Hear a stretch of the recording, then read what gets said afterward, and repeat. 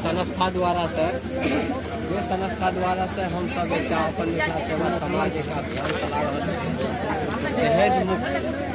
जकर कि अपने सबके जानकारी के लिए देल गेल छै।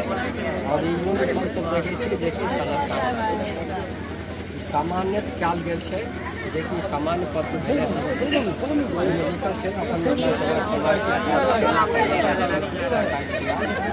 आदर्श विवाहित सम्मान पत्र, जे कि संस्था द्वारा से सम्मान पत्र कयल जा रहा है लड़की